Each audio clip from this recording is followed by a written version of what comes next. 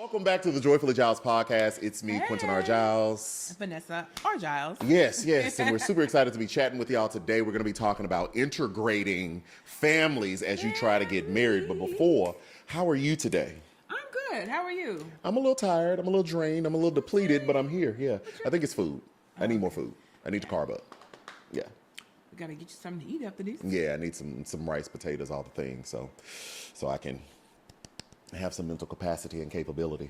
Okay. Yeah. So when it comes to integrating families, I think we wanted to discuss this because it was something obviously that we had to do as we were coming together and wanted to be married. And, you know, you want families to get along and everything to be smooth and nice and such.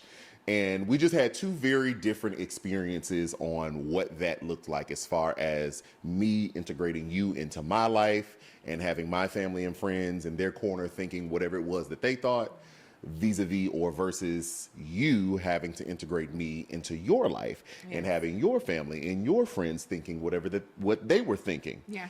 But ultimately us deciding that we are for each other and that this was what it was going to be. So that can be heavily complicated. That can be difficult, especially when you have family that just, one, doesn't like the person that you're bringing around, or two, is just kind of immature in their ways. Yeah, just different. Well, I'm going to say immature. You say different.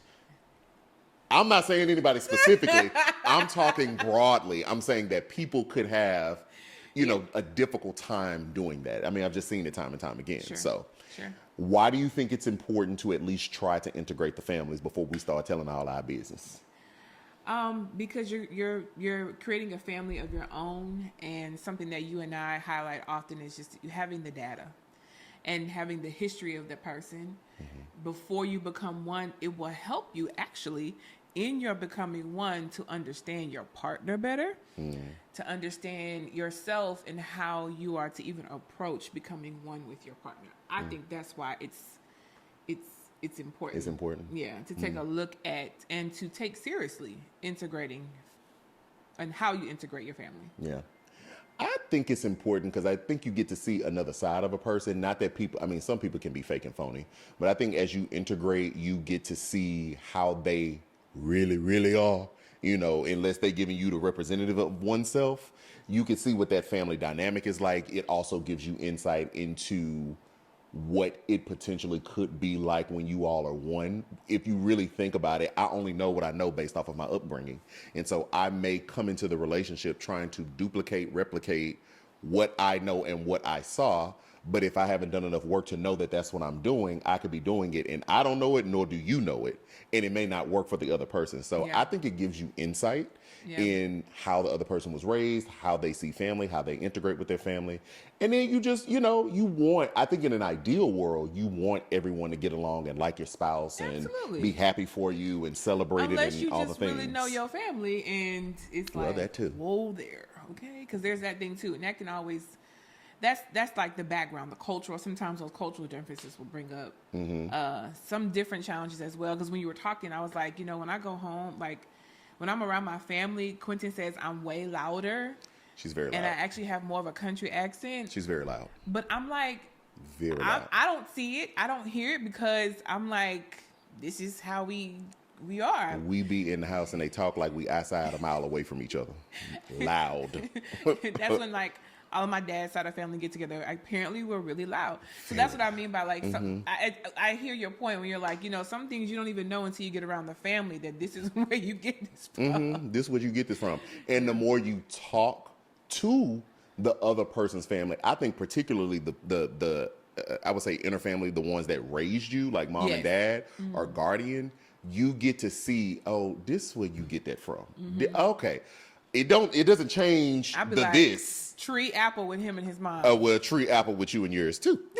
Okay. Oh, this is where it come from. Okay. Yeah. The revelations. Okay. Oh, I see what you got. Oh, you can't even help it. This is what you was born in. All right. We bless the Lord.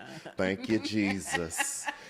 Anywho, so our integration, I think, probably went better than most. I've heard some really, really terrible stories. And what I'll say on the front end of the conversation before we walk people back, Sure. everybody is in a very good place now. Yeah. So even though it started rocky or it started a little shifty, Rocky is a good word. rocky is a good word because Rocky is a good word. because it wasn't up here, but it was. Yeah, like it was wasn't some just stuff. this some Hollywood, dream. Correct. Going into it, and I can say it on both sides. It is well. But it also wasn't like, I think maybe terribly toxic and or well, I did have a moment. Never mind. Okay. I was gonna say it wasn't like it would have ended the relationship. Okay, That's what I was gonna say. gotcha. Do you remember the moment I'm talking about? Nope. You don't remember the moment? Nope, When I told you? I don't remember, man. Okay. What? I told you, I was like, I'll probably cut this out. When I told you I'm not gonna fight your family for you. Oh, that was the terribly toxic. No, it wasn't terribly toxic. Oh. It just. Okay, anyway. So, let's pick back up. Yes. So, I guess for me, I said this in, I think, episode 2 of the podcast. Like, I knew that you were my wife. I've prayed for a lot of people before. I've been in prayer with people before. I had never had the experience when I was praying for you when your aunt passed. I had never had a tangible, loud hearing of the Lord of God, man, wife. Never with anybody, never in my days. And I knew that day, even though I didn't tell you that day, didn't even tell you until after we got married. And vice versa. She had the same experience. If you're new here, hello. So I was very clear on where I was going with you, what my intentions were with you. The Lord had confirmed it. I knew I loved you. Yeah, I knew I loved you at that point. And I wanted to get married. That's what I wanted.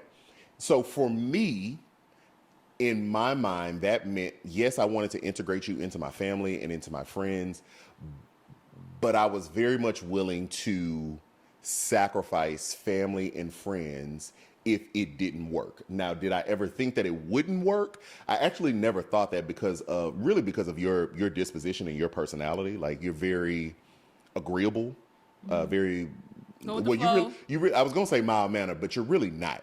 You're mild mannered to the world. You ain't mild mannered up in here. Oh, I got something to say. It's beyond something to say. Yeah. I think you are much more expressive when it's just me and you. That's a good word. I am more. You're much more expressive. I think you just feel safer when it's us, or when you're with your family, or when you're with friends that you have developed deep relationship with, as opposed to outside in the general public. Whereas I can walk outside, I'm going to be loud all over the place, have fun, laugh, all the things. We're different in that way.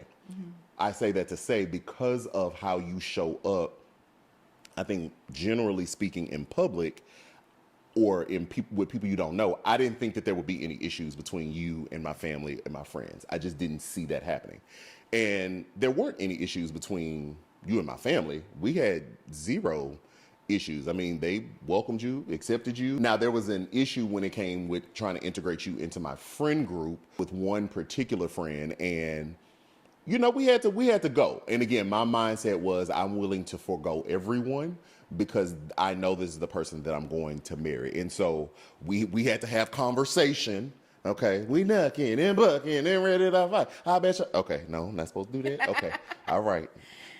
Jackie said going fast to the world of music. Anyway, I was willing to forego the friendship in order for the unity and just what we were building. And so my desire was to integrate you. My desire was to bring you in. And my desire was for them to integrate and, love you as well.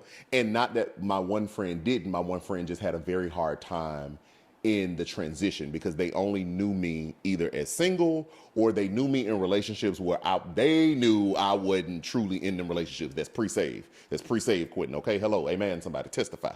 So now we're post-save, so behavior is different, heart is different, posture is different, all of that. I'm bringing someone, I'm talking about you way different than I've talked about anybody else. I don't think they knew that I wanted to marry you. I don't think I told them that, but it was just difficult for this one friend. But they knew that it was serious. They knew it was serious. Yeah. And what's crazy is, I guess you're right. I guess you see me more than I see myself most of the time, right? I took what they were, like, the tone and everything as passion. Like, oh, they love him. Like, they're really passionate about Quinton. I wasn't even offended until I saw how serious he got. Like, he scooted up to the edge of his chair and was like, now let me tell you something. Because what we're not gonna do interrogation. She called it passion. I call it interrogation. I was like, oh, they love him. Oh, okay. Well, love, yeah, great, but we're not gonna interrogate. Okay, you can ask questions. You can get to know. You know what I'm saying. I don't even mind a little light shade every once and again, even though we too grown to be throwing shade. Just say what you got to say.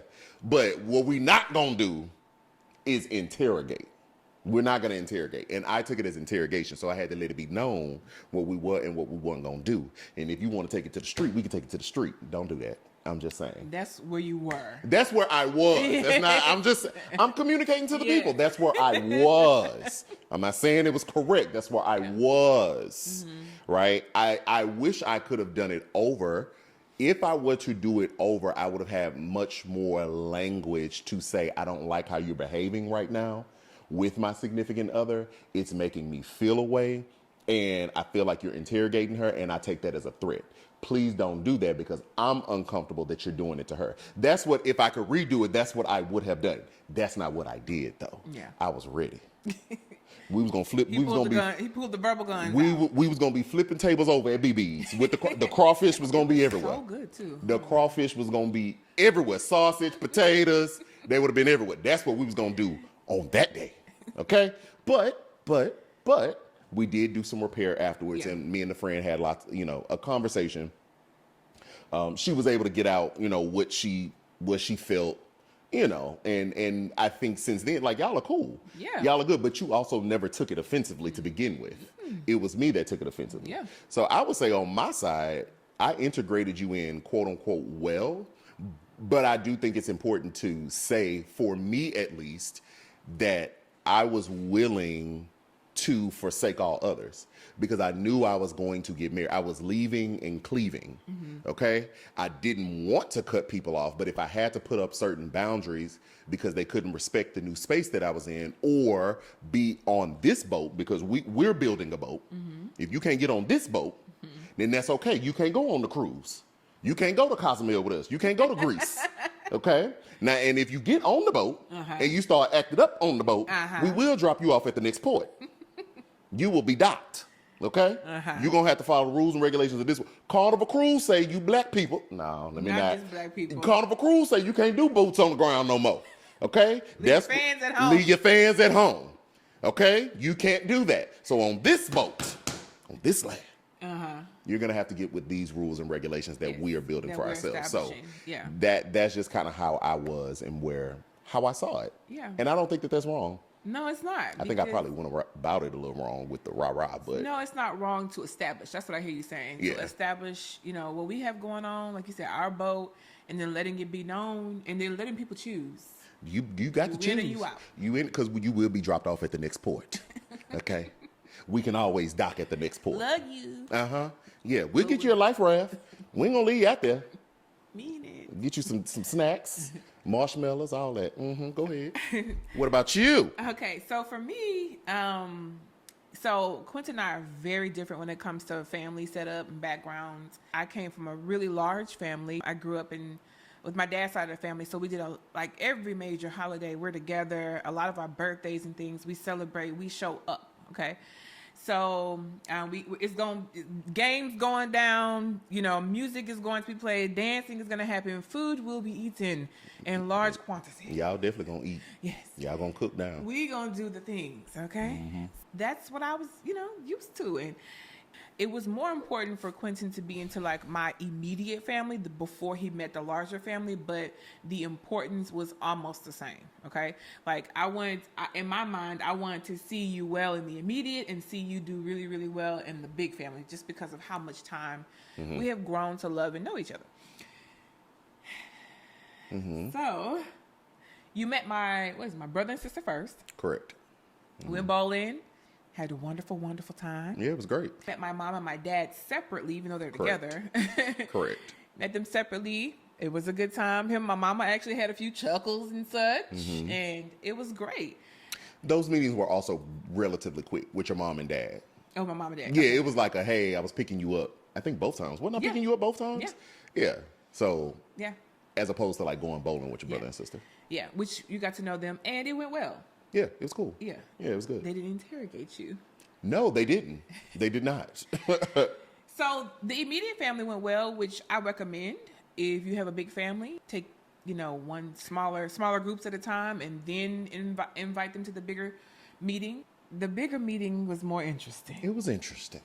Okay? It was interesting. This is where the rifts began on my side, okay? Mm-hmm. So my mom was turning 60 that year. Big birthday, of course. Same thing we always do, come together. The whole family comes. My mom actually asks me if Quinton's coming. Or says, can you, invite Quinton. He can come because at this time, he's been around for a little bit, all that. So he comes to my mom's 60th birthday party. Almost the entire family comes up. But at the table, my sister is like throwing jabs, verbal jabs.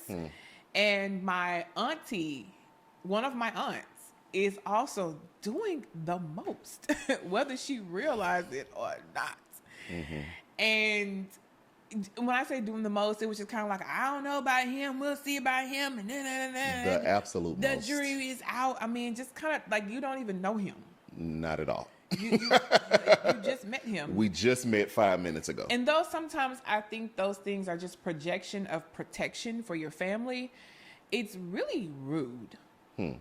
It's actually kind of rude. Okay, not kind of. Not kind of. It's rude. Okay. Again, he's not done anything to you to give you any kind of like indication that he's rude. When you met him, he was nice. He was kind. Just when you replay things like, what did I give any door for her to be like this or to say things like that? So it's like, I get it, but let's just call a thing a thing. Mm-hmm. Yeah. So from that birthday party with the jazz from my sister and my auntie, it riled Quinton up so bad that before we left the parking lot, he was like, hey, I'm not finna fight your family for you. Nah, I'm not doing that. You need to check them. Yeah. Not forsake them. Check them. Mm-hmm. So, again, let me remind everybody, it is well now between him and my sister and my aunt. It is well, right? That's my dog. Yeah. It brought another set of like conversations and concerns because Quinton, just like he just said, his way of addressing things was pulling out those verbal goings and going after it right then, right there. But for me, it was like, okay, I'll talk to her. So I had a conversation with my sister, and he was like, how'd the conversation go? And I told him how the conversation went. He was like, oh, you're not addressing it. And I'm like, no, the way my family is set up, I can talk to you about a serious topic with the same tone that I have right now, and they will understand it, and they will respect it. But it was kind of, I don't want to say it was difficult for you, but it was just more like it was a challenge for you to see it that way because the way you addressed it was one way. And it almost, I don't know if it did or if it almost made you feel like I wasn't fighting for you because I wasn't addressing things in the same way. No, for me was the behavior kept going. So you had to address it multiple times. So for me, I only had to address it one time because it was clear after that. And if you had to keep addressing it, to me, that meant it was not clear. Okay. That's where I think for me, okay. So that's where it was. Okay. So the way I was receiving it was just like kind of like what you said, you're not checking it. You're not doing it in such a way where it stops. Mm-hmm. But I also understood I'm not responsible in the sense of like my sister's changed behavior. She has to choose to change the behavior too. And I love my sister enough to say, I'm willing to have multiple conversations with you until there is change. My sister knows, loves, and respects me enough to say, you know what? Maybe she didn't see it. She didn't see herself. She didn't see her behavior and all that. And I'm trying to give her like all these, considerations. That's why I'm having these multiple conversations. But at the end of the day, I couldn't make my sister change. She had to choose to change and adjust to what was happening, which was that her sister, her oldest sister, was in a serious relationship and was probably going to marry this guy. And she didn't know enough about you, which, that'll come later. And again, I think it was a part of that projection. And that was one of the best ways she knows how to show it. But I must mention, though, even though I understood all these things about my sister, the culture of my sister, the personality of my sister, I could not ignore the fact that it caused harm to my partner. Mm-hmm. And that was another thing that I had to just kind of like sit with. Like, the excuses or the truth of what it is over here cannot be bigger than the fact that you're becoming my family now too. Mm-hmm. And at the time we weren't married, of course, we're coming to that place, but it's like, it's important to see how your partner will defend you, in this time as well. So I had to realize, no, I'm very serious about him, and your feelings and your emotions do matter to me. And I had to get to a point where it's like, okay, this is a line I have to draw when it comes to these certain things. And the final conversation that I had with my sister and with Quinton, because again, there were a few things where y'all threw some. Oh, I started throwing them back. Yeah. I was calm at first. Yeah. So but then after a while, I don't even deal with this stuff on my end. Oh, nah. And I only long suffered. Because I didn't want to blow the spot up. I said, I don't want to blow the spot up because I know how me and my family are, and we could blow it up and come back. Y'all not like us, so I don't know if y'all gonna be able to come back from this type of blow up. I long suffered, then I got tired of suffering, and I powed back. So it ain't Christian.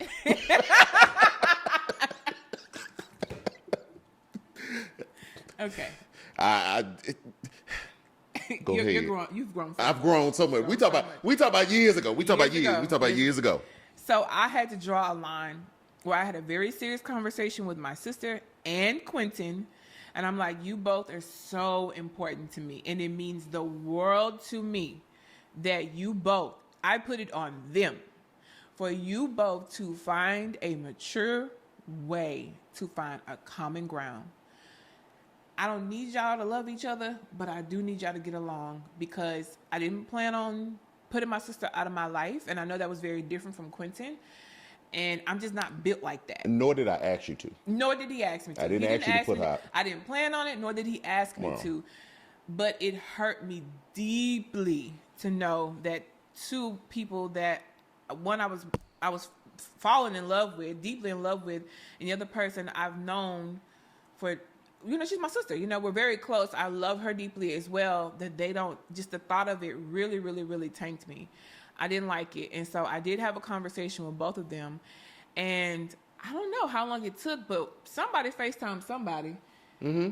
And y'all ended up having a conversation. And I think that just sparked it from there for y'all to grow in communication with one another. It did take some direct addressing and honesty to make some movement happen. I know. What happened was, when we finally got there, was we had Alea, and I was done with the long suffering part. I was not going to have a child and have anyone in the child's life that could not respect their father. Because I'm not bringing my kid over and you making comments and all this other stuff. I'm not doing that. So now I made a decision. I remember that conversation. I told you that's not going to be acceptable. Just like I wouldn't take our child if my mom was making comments or, saying stuff about you. I wouldn't have that, especially because that is my child's mother. So I don't know if that behavior is going to, take place in front of my kid and all of that. It was a no-go for me. That's when you had the conversation that drew the line in the sand. Yes, at that point, I did start throwing daggers back, so you had a conversation with both of us. But what I would say, honestly, what if I could do it over, or if we could do a lot of things over, I would have preferred if you had drew the line earlier, way before we even had the kid, because then we wouldn't have had to get there. We wouldn't have gotten there. Mm-hmm. Which speaks to the... Oh. Go ahead. I'm just going to say that, but what that clearly spoke to was just our temperaments. Yours is quick. Mine is way more graceful, mercy. Sure. Which both of them are fine. It's okay. It's not a negative thing. It's just more like, even in that, I think it was just a difference in how we handle things. And I mean that to say, that's something that you take into consideration when you're integrating a family, is how does the person address things? Okay. Go ahead. I will come from a different point. Mm-hmm. I think I'm not going to try to make you wrong. That's how you feel. That's how you felt. That's what you did. I think you should consider, and I'm not talking about somebody you just starting to date. I'm talking even if you're unsure and like, you know how people get married or they're like, I'm not sure if I should marry them or not. You are still making a decision to marry this person, to enter into covenant with this person under God and before a crowd of witnesses, or maybe a crowd, depending on how you do it. I mean, maybe one person. Who's your crowd? If you're choosing to marry that person, then there has to be a line drawn. That's how I see it. There has to be. Now, yes, was I much quicker to throw people away? Sure. But I don't think, and again, we're on the other side of it. We cool, me and a sister, like, that's my dog. We talk, we good. But I don't think going backwards, and for people who may be wanting to get married, I should not have had to endure said onslaught of this because you're giving grace to a person without checking the disrespect that was coming my way. That's what I'm saying. So I would say I think you need to call a thing, and when people are wrong, call them out on their wrong as to protect your relationship. Because if the shoe was on the other foot and I came into that birthday party throwing shots at people I had never met, we would have had a different conversation. I don't know how graceful and slow walking it would have been from you to me against your family. So that's what I mean by like the differences in approach, right? Because I did talk to her. I did have a serious conversation with her. It just wasn't like, it wasn't that line in the sand that you mentioned earlier. Your take is valid. And this is what I mean by like the beauty and like the difference of who we are, right? It often felt like, let me just say it like this. You wanted me to address things the way that you address things because your method worked. But I have the data of my family, and I'm like, this is the way that we handle things. So it's not that it was acceptable to me because it wasn't. It was that I addressed it differently, and there was no immediate result. So you're right. Because of my natural temperament, what I had to realize and own is that it's not okay. I can't just sweep it on the rug of saying, well, that's just auntie's personality. She's always been like this. She's da-da-da-da-da. Just accepted it and going on and on. Or, my sister, she's not, it's just, it's just how she is sometimes. Da-da-da. Like, I was doing that at first. Yes, I know. I'm aware. Yeah. At first, I was like, this is my family. That's just how they are. And even though that is a true statement, it was a true statement. Sure. This is how they are. It was still unacceptable. Correct. Which is why I had the conversation with her. Okay, I think my aunt just kind of learned by proxy. Yeah, she did. But for my sister, it was way more serious to me. So it was like, although, auntie, I love you, if you hear this. But yes, it was like, no, I will have this conversation with her, but I also know how to talk to her. So what I'm essentially saying is like, address it the way you know your family will hear you. But it needs to be addressed. But it did take some time for me to realize it's a little dysfunctional, though. This is not okay. This is actually not okay. Just because you know auntie or you know how your family or it's a sweep under the rug, and it's not cool. Okay. And that's it's like I agree to a certain extent, and that's why I'm gonna have to just jump off from there. I agree up to a certain extent. I can't move off of, like, if you were to tell me that someone in my sphere made you feel a way, I'm gonna check that. I'm going to check it immediately. So what's your version of check? Because my version of check is being very clear. You just said it yourself. Like, you had to get to a place of where you stopped sweeping it under the rug. Well, while you were sweeping it under the rug, I was still taking daggers until you stopped sweeping it under the rug. Okay. My version of check is I'm going to make sure, like, if you said my mom said something to you, I'm going to let her know straight up, hey, that's unacceptable. Don't say no bull like that to my wife again, or at the time girlfriend. Hey, this was offensive. Do not do that. What's the issue? Why did you say that? So I would dig down to it, but at the end of it, it would be very clear that the way in which that person said something or did something that offended you, that was a true offense, and we would be able to discuss what a true offense was, it would be unacceptable, and you cannot keep doing that without it being an issue. Gotcha. I think I see the difference. Because because once it becomes an issue, then I'm going to jump in it. because I'm very much of the mind frame of like, I don't expect you to battle my family and friends. They're my people. So let me handle that. You come tell me. Now that's not to say that like we ain't all kicking it or whatever and there's a disagreement about who knows, whatever. We talking politics, we talking about the world, something happens. People get into disagreement. I'm not talking about that, but I'm talking about intentional disrespect.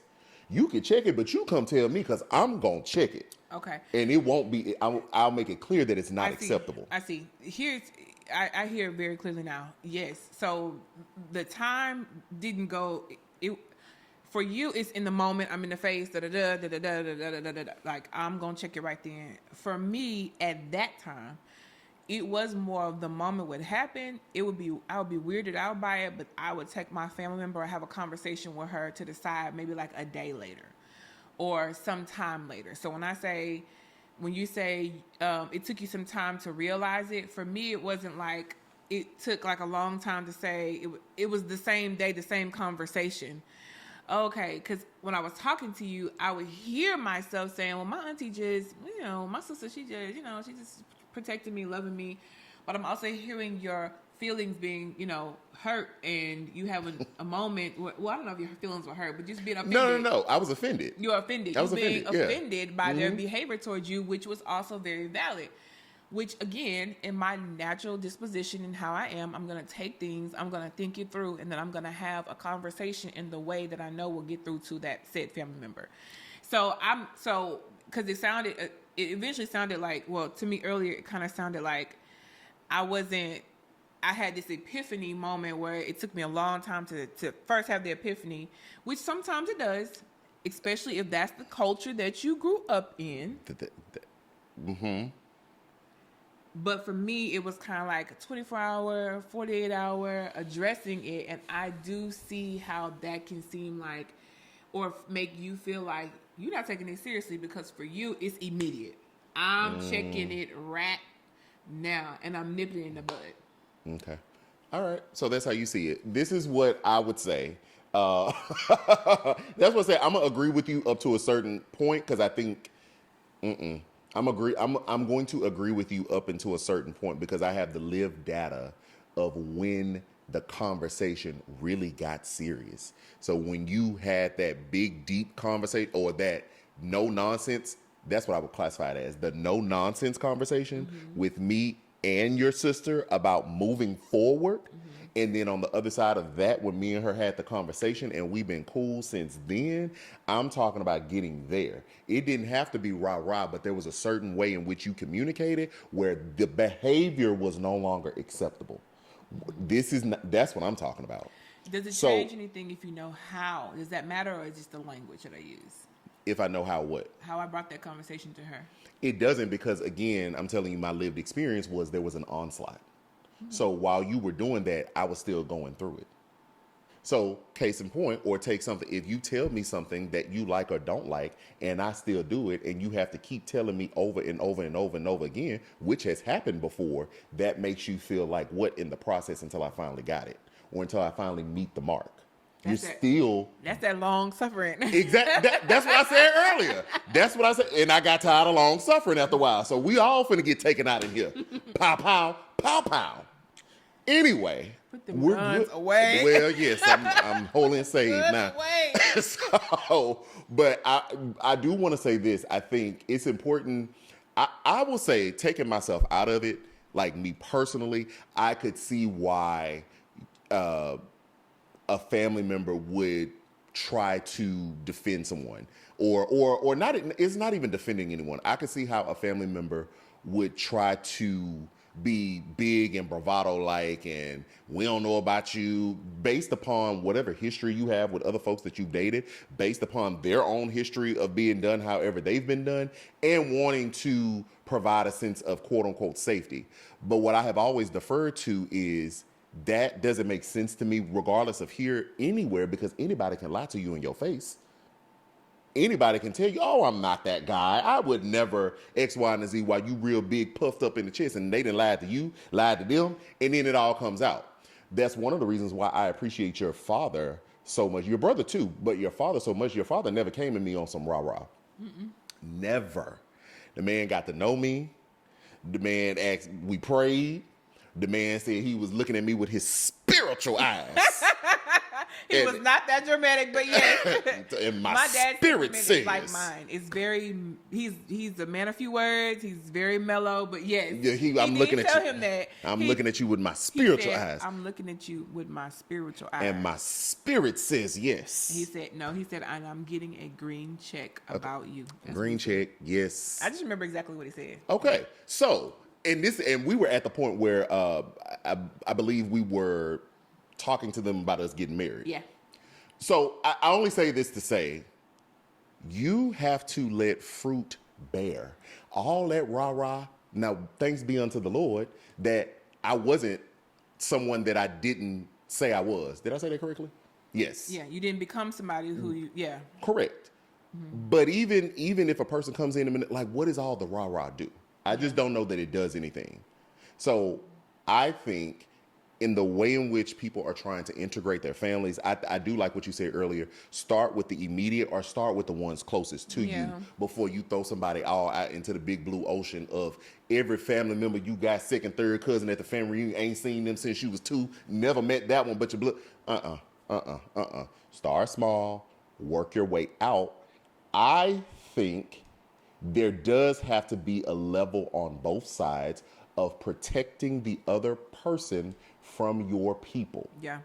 I do believe that. So that starts with the inner work. If I'm going to bring you, I have to be ready to defend you. I have to be ready to, I have to be ready to, integrate you, not bring you and then leave you to fend for yourself in the jungle with these folks you don't even know. Yeah. Yeah. I mean, yes. I'm going to say yes. And in some of your pre-conversations, when you're learning about your partner's family, show some initiative too. Yeah. Like it's not all on you who's bringing me around, if that makes sense. Yes, you should lead that, whoever's family you're bringing them around. But also the other person can do some research, can do some initiative, can have some inquisitive conversations, and just show the interest as well, which I think you did a lot of just on your own, which... Act like you want to be there. Yeah. Like, it's not just like they don't owe you anything. No, they don't. They don't owe you anything. So it's like, this is your partner's family. Act like you want to be there. Talk to somebody. Open your mouth. Ask questions. Even if you're, an introvert, which, in a lot of ways I am, but I got to know all of your family. You don't think I'm an introvert? No. I think you're more comfortable and you feel safe here. Like I said earlier, when I say here, I mean with me. You feel safe with me. You're safe with your immediate family. You're safe with your friends, that you've built depth. And I think you're much more just in the broad general public. You're much more closed. You're friendly. You're not rude or anything like that. But once that door closed, no, you're loud. You're expressive. I'm expressive with you. You don't stop talking. But I do stop talking. But doesn't that explain most introverts when we get around crowds? I tell you all the time, when my social battery is, it's being drained or it's drained, I'm ready to go. Sure. And you be just getting started sometimes. Correct. We just got here. Yeah, and then when it comes, been here 3 hours. That's true. When it comes to bigger crowds, my battery is on a timer. Sure. Anyway. But yeah, I would say that just being mindful of how you show up too. It's yeah. Say that again. I would just say that ultimately it does matter, how you show up too. When you're going to meet your partner's family, the effort you put in, it matters. It does matter. The conversations you're having, they matter. Okay. So I would just say, even though you may not ever get close to those individuals, it's still good to make sure that you show your interest with that family too. Yeah. So, yeah. So what we want to know in the comments is, how has it been for you all who have integrated before? Did it go well? Did it go bad? And if there are people that are trying to integrate, what are you most nervous about? Because we'll be in the comments definitely responding back to that. And we just want to know for research purposes. Yeah. Because we can't be the only one. Yeah. We cannot. What boundaries? What's going on? My gosh. Yes. My gosh, today. What did you set? How did you do it? We want to know. Yeah, and shout out to my girl Adrienne. That's her sister. We really are on the other side of it. I think that's why we could talk about it. Anything that we talk about on this podcast is not wet cement. And what we mean by wet cement is if we still going through it, we in it, we don't talk and we don't put out wet cement because other people can put their fingerprints in it. And once it dry, all that is in there. So anything you hear us talk about, baby, that cement is dry. It's a firm foundation. Yeah. Love you, Adrian. Yes. And love Adrian. you, Auntie. Yes, as as well. Yes. So if you enjoyed this, please make sure you like this on YouTube. Liking the video helps with the YouTube recommendations so that other people like you can see what we got going on here and join our community. We love y'all. We love talking to y'all. We love sharing our business, poquito, and giving tips, tricks, and helpful hints. Tips, tricks, and helpful hints. Tips, tricks. What are tricks? Tricks. Like tricks. You don't know what tricks is? I don't turn no tricks. I didn't say turn a trick. That's a different podcast. I didn't say turn a trick. Tips, tricks, and helpful hints. You never heard that saying? No. Okay, join us so we can give you some tips. Bye.